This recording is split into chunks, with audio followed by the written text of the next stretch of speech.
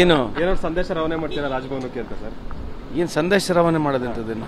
Obviously cabinet ಆಗಿದೆ ಈಗ. So ಇದ್ರ ಬಗ್ಗೆ ಸಂಪೂರ್ಣ ಬ್ರೀಫಿಂಗ್ ಮಾಡ್ತಾರೆ. ಅದ್ರ ಬಗ್ಗೆ ನಾನು ಮಾತನಾಡಕ್ಕೆ ಹೋಗೋದಿಲ್ಲ.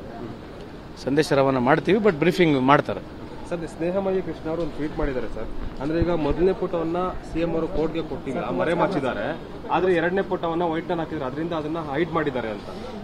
ಈಗ ನೋಡಿ, ಈಗ matters anyways in the pending the court. So ತಾಳ್ಬಿಡೋಣ, ಸ್ವಲ್ಪ ತಾಳ್ಬಿಟ್ರೆ ಗೊತ್ತಾಗುತ್ತಲ್ಲ. Because everybody have got their opinion.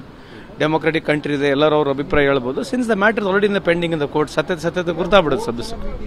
BJP ಪ್ರತಿಭಟನೆ ಮಾಡ್ತಿದೆ, ರಾಜ್ಯಪಾಲರನ್ನ ಕಾಂಗ್ರೆಸ್ ಸರ್ಕಾರ ಅವಹೇಳನಕಾರಿಯಾಗಿ ಬಳಕೆ ಮಾಡ್ಕೊಂಡಿದ್ದಾರೆ. ಏನು ಹೇಳೋಣ ಹೇಳ್ರಿ ಅದಕ್ಕೆ ನಾವೀಗ. ಈಗ ಇಡೀ ಕಳೆದ 10 ವರ್ಷದಿಂದ ಯಾವ್ಯಾವ ಸರ್ಕಾರಗಳು ಹೆಂಗೆ ಬೆಳೆಸ್ಯಾರೆ, ಯಾವ ರಾಜ್ಯಪಾಲರು ಯಾವ ಪಾತ್ರ ಇದೆ ಅಂತ ಇಡೀ ಜಗತ್ತು ಜಾಹೀರಾಗಿದೆ. ಮತ್ತು ಬಿ ಜೆ ಪಿಯವ್ರಿಗೆ ಬಿಟ್ಟರೆ ಬೇರೆ ಹೇಳೋಕೆ ಏನಿದೆ ಹೇಳ್ರಿ?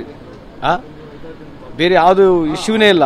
ಸೊ ಎಲ್ಲಿ ಕಾಂಗ್ರೆಸ್ ಸರ್ಕಾರಗಳು ಇರ್ತವೆ, ಎಲ್ಲಿ ಬಿ ಜೆ ಪಿ ಹತ್ತಿರ ಸರ್ಕಾರಗಳು ಇರ್ತದೆ, ಅಲ್ಲಿದೆ ಪಬ್ಲಿಸಿಟಿ ಮಾಡೋದು, ಅಲ್ಲಿರ್ತಕ್ಕಂಥ ಒಂದು ಕ್ರೈಮ್ನ ತೊಗೊಂಡು ಇಡೀ ದೇಶಕ್ಕೆ ತೋರಿಸ್ತಕ್ಕಂಥದ್ದು. ಈಗ ಕ್ರೈಮ್ ರೇಟು ಬೇರೆ ಬೇರೆ ರಾಜ್ಯಗಳಲ್ಲಿ ಹೇಳೋಣ, ಅದ್ರ ಬಗ್ಗೆ ಮಾತಾಡೋಣ. ಅದೇ ಹೇಳ್ತೀವಲ್ಲ, ಅವ್ರು ಯಾವುದೂ ಚರ್ಚೆಗೆ ಬರಲ್ಲ. ಈ ಥರದ್ದೇ ಅವ್ರಿಗೆ ಒಂದು ಆಕ್ಟಿವಿಟೀಸ್ ಹಿಡ್ಕೊಂಡು, ಇದೇ ಆಕ್ಟಿವಿಟಿ ಕಳೆದ 10 ವರ್ಷದ ಆಕ್ಟಿವಿಟಿ, ಬೇರೆ ಆಕ್ಟಿವಿಟಿ ಏನಿದೆ? ಯಾವುದನ್ನ ಇಶ್ಯೂಸು ಸೀರಿಯಸ್ ಆಗಿ ತೊಗೊಂಡೆಲ್ಲ ಡಿಬೇಟ್ ಮಾಡ್ತಾರ, ಯಾವುದೋ ಒಂದು ಇಶ್ಯೂ ತೊಗೊಳೋದು, ಮಾತಾಡ್ಕೊಂತ ಹೋಗೋದು, ಇದು ಬಿಟ್ಟರೆ ಬೇರೆ ಹೊಸದೇನಿರಲ್ಲ. ಕೊನೆ ಪ್ರಶ್ನೆ, ರಾಜ್ಯಪಾಲರು ಬುಲೆಟ್ ಪ್ರೂಫ್ ವಾಹನವನ್ನು ಬಳಕೆ ಮಾಡ್ತಾ ಇದೆ ಈ ಕೇಸ್ ಆದ್ಮೇಲೆ? ಗೊತ್ತಿಲ್ಲಪ್ಪ, ಅದು ಅವ್ರಿಗೆ ಕೇಳಿ. ಅವ್ರು ಯಾಕೆ ಯೂಸ್ ಮಾಡ್ತಿದ್ದಾರೆ ಅವ್ರನ್ನ ಕೇಳ್ಬೇಕು, ನಾನು ಹೆಂಗೆ ಉತ್ತರ ಮಾಡಲಿ ಅದು. Thank you.